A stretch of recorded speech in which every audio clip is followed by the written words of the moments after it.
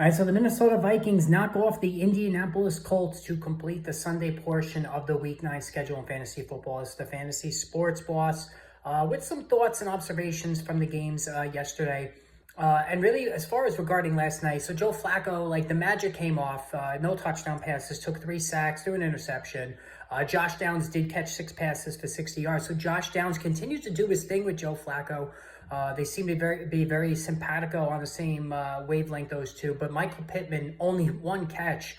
So, I mean, you talk about the colossal disappointments this year. And even with Flacco back, the thought was Michael Pittman would be much more of use offensively. He's done nothing this year. Michael Pittman is really a bench guy because if he can't do it with Joe Flacco, then he's just not going to do it at all. Meanwhile, Sam Darnold, 3 touchdown passes, but 2 interceptions. This was an ugly game all around. I mean, Justin Jefferson went nuts, over 130 yards. He did his thing. Jordan Addison caught a touchdown pass. TJ Hawkinson with 3 catches in his first game back. I think Hawkinson will only get better from here on out. Quiet game from Aaron Jones. I believe he only had about 12 plus PPR points, so not ideal there. And the thing with Aaron Jones, and he doesn't even have A.J. Dillon to deal with. He's just not scoring rushing touchdowns. Like the Vikings continue under Kevin O'Connell to throw it exponentially in the red zone. That's great if you have Justin Jefferson or if you have Sam Darnold in a super flex league, but it's not great if you own Aaron Jones like I do in 2 teams.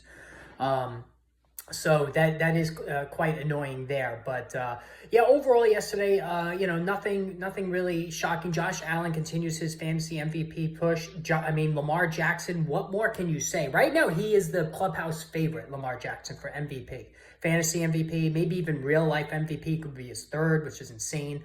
He's not even 30 years old yet. He hooked up with Zay Flowers twice. Like, if you played that combination, I know one of my leagues, somebody has both of those guys. That was an almost impossible chore to deal with there. Jaden Daniels, 24 fantasy points again. The guy is just unreal. He's the locked and loaded rookie of the year. Only injury could stop him. Hopefully that doesn't happen. Speaking of injuries, again, it's the wide receivers. It is the craziest thing this year. Chris Olave, we're not going to see for a long time because he suffered another concussion and just an awful pass by Derek Carr. So that was something that certainly could have been prevented, but Olave gonna be out for a while. CeeDee Lamb has an AC sprain in his shoulder. That's a scary sounding injury there. Drake London has a hip pointer. He's gonna get looked at today. Now I have London and CeeDee Lamb on 2 of my 3 teams. So, and I have DK Metcalf as well, who's on a bye next week. So all of a sudden, my 3 teams that have been swimming along nicely, I lost 2 out of 3 of my teams yesterday. It was just a bad day overall. I caught some really hot teams as well. The receiver injuries are just astounding to me. Like, they really are. But Cedric Tillman balled out again. I said, he was a staple in lineups, should be a staple in lineups the rest of the way. Cedric Tillman was fantastic. The Philadelphia Eagles, and I didn't even mention A.J. Brown. He, too, out early in this one. Devontae Smith came up big late.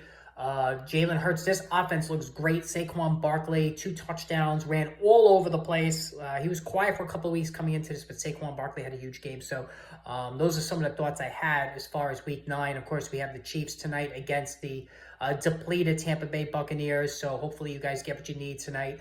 But again, hit that subscribe button. More reaction videos later on today when we get some clarity on these injuries. Stay tuned.